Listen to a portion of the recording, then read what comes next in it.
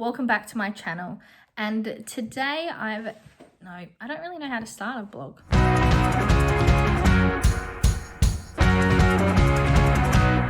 Welcome back to my channel, and today I'm going to be doing my first reading vlog. We're going to be doing a relax and read-athon. This board game was created by the reading Nymph, who I'll have linked down below, as well as the announcement video for this readathon. It is meant to be done in June, but I didn't have any free weekends in June, so I am filming this in July. At the point of filming, I'm also very far behind in my video content, so we'll see how today goes. We're going to be using the Relax and Read-athon board. I'll put this up here so you can see what it looks like. And I'm going to be doing this with my mum, so we're both going to be completing the activities on the board game. So let's jump straight in for our first roll. I will shrink myself down into the corner, and as you can see on the screen now, we've got the virtual board game and the dice. And my first little piece is here. We're just going to be a little, I think that's maybe a castle or a knight from the chess game. So we're going to be starting up near the cat.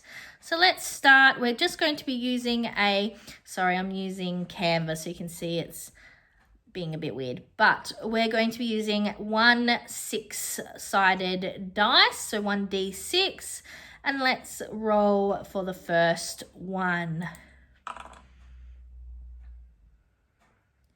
Okay, so that's a 5. So the question is left or right, Mum? Left? Left? Okay, left it is. So we're going to go 1, 2, 3, 4, 5. Nice. So the first spot we've landed on is a comfort genre.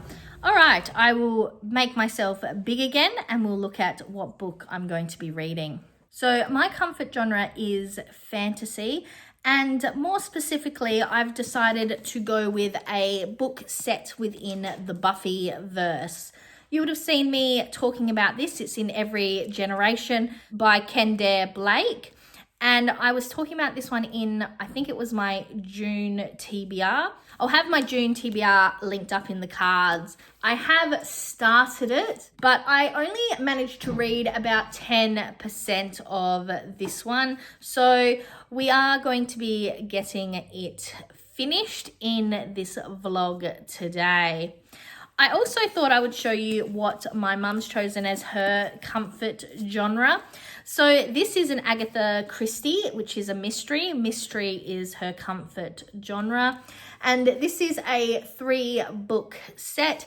It has The Clocks, Third Girl, and Murder in the Mews. So she's going to be reading this. I will try to check in with you on my book and give you my thoughts and feelings.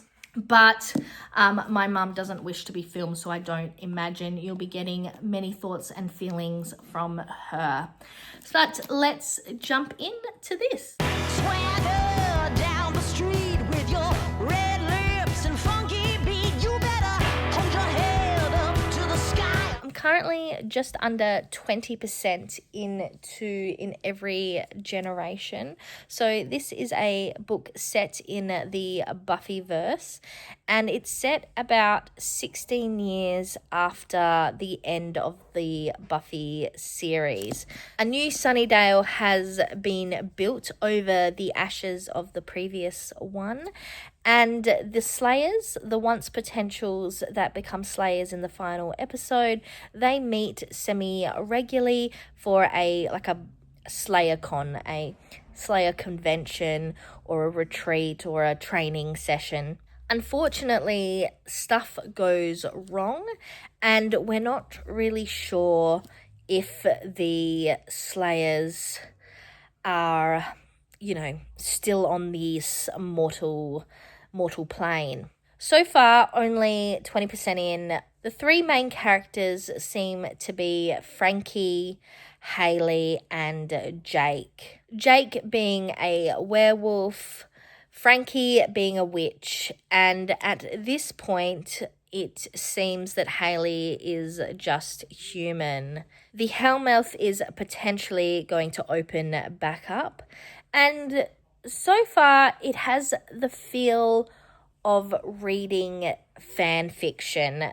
Not in a bad way, in a very good way, because it is a story that I know and I understand the past references to it, but it seems very AU. It is obviously set in the future, but some of the characters, specifically more so Spike's character, he so far is kind of verging on the AU side of things.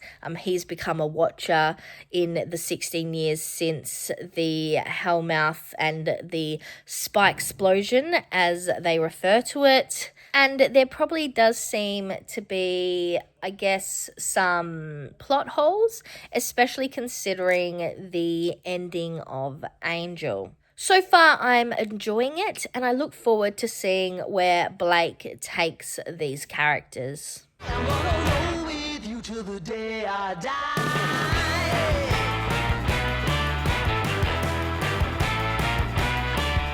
Hey, swing those hips around. Can't stop, roll back down. My ladies, short, tall, thin or wide, always down and ready to ride. Okay, so I'm now 50% into the book, and this is separated into parts. So I'm currently on part 3, and there seems to be 4 parts. Each part actually kind of feels like an episode, and there's an overarching big bad. In fact, actually, currently there seems to be 2 big bads, so I'm interested to see how that goes, as well as the subplot which has to do with the explosion and the missing slayers. I'm really enjoying the writing style, and it definitely has that Buffy-esque feel to it, with a lot of witty one-liners. I've been reading this in kind of a reading sprint manner, where I focus on reading it for an hour, then I have a half an hour break, and then I read again for another hour. So I think so far I've been reading for 3, maybe 4 hours. And it seems to take me about an hour to read approximately 10%. So we're going to keep at it over tonight, and I'm hoping to be able to get another roll in before I head to bed. But we'll keep on.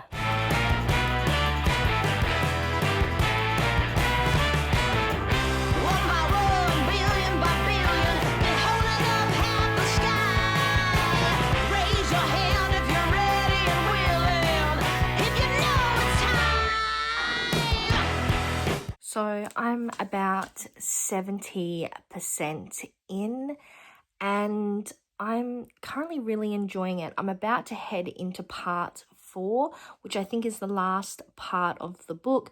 I've got about 100 pages left, and one of my questions before jumping into this book was whether you could read it as a standalone without having previously seen the Buffy the Vampire Slayer television show.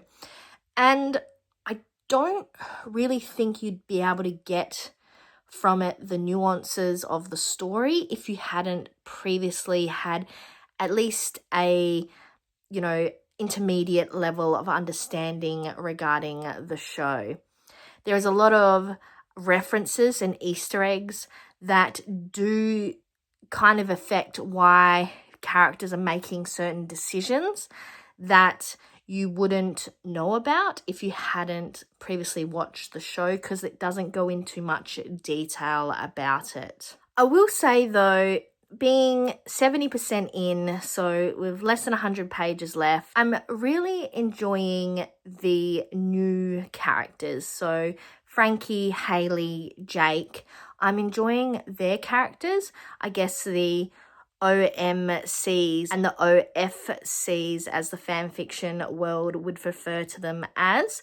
I'm enjoying those characters, but I think it's because I don't have a previous connection to them. I'm probably not loving some of the characterizations of the OG characters, especially maybe Willow and Spike, as much as I was hoping. I know the book's set 16 years after the original series ends, so things happen, things change, characters develop, but Spike especially, he's just not hitting the, I guess, all the tick boxes that made Spike Spike. However, I am enjoying the book, and I'll give you my final thoughts when I've finished.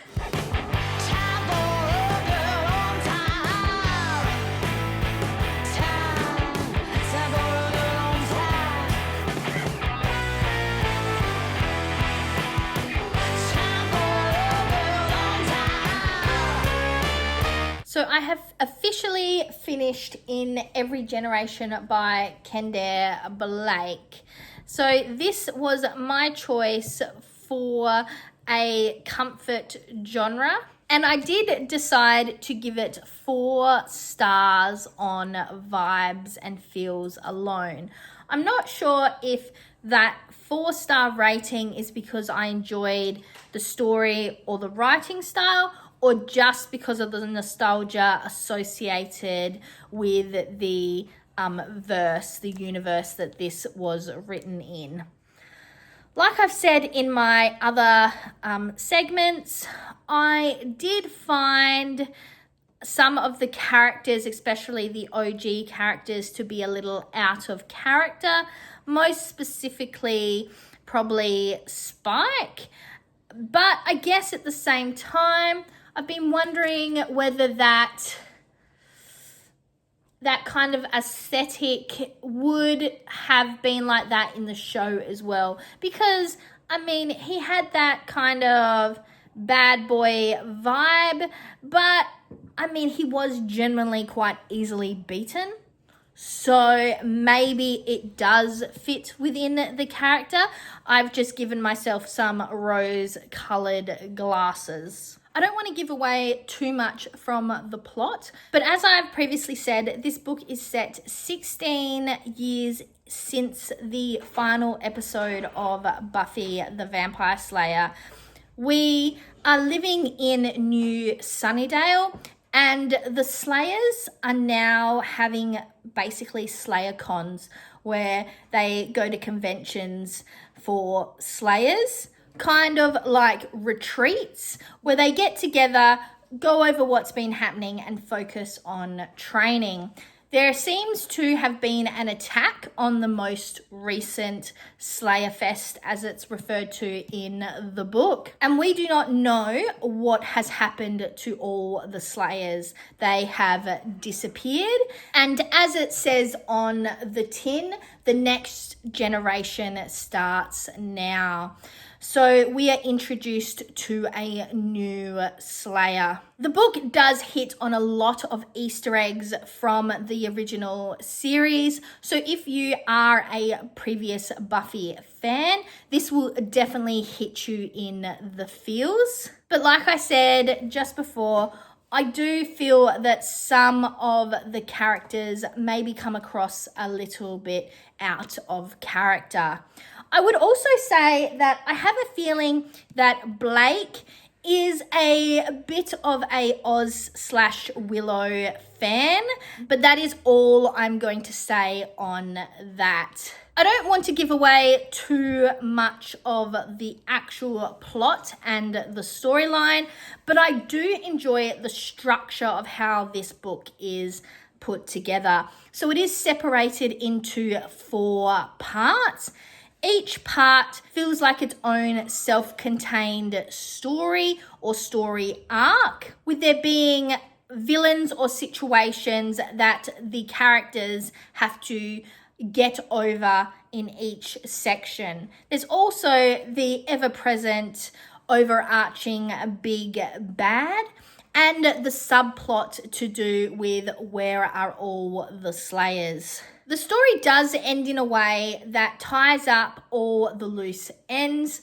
However, there is the carry-on plot associated with the Slayers and what happened to them. So I'm imagining that that storyline does continue into the next book of the series, while we follow Frankie, Haley, and Jake and their continued adventures to figure out this supernatural world they're now even more a part of, as well as building their friendship and allyship. I was semi-recommended this book by Leandra, the TBR0, who I'll have linked down in the comments. I seen it on the shelf behind Leandra during one of their vlogs, one of their videos, and I did send a little comment asking about it, which is why I decided to borrow this from the library initially. Leandra, it was worth the read, and I am looking forward to continuing with this series. At this point, my initial plan was to then roll the dice again and move on to the next square, the next prompt.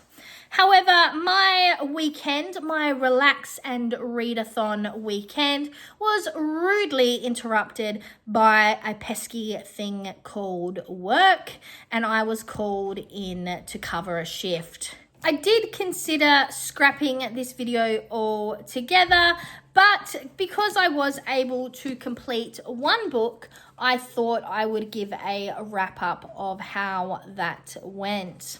If you've followed along for the entire video, you'll also be aware I was completing the Relax and Read-athon with my mum, and she'd chosen the Agatha Christie crime collection to read. As you can see, Mum has managed to get through the first book in the 3-book series here, which is The Clocks. So this one was a reread for Mum, but she hasn't read it in quite a while, so it was more like reading it afresh. Overall, she did say she enjoyed it and would recommend it to any Agatha Christie fans, especially those of Hercules Poirot. And she mentioned that you could definitely tell that this was one of Agatha's later works.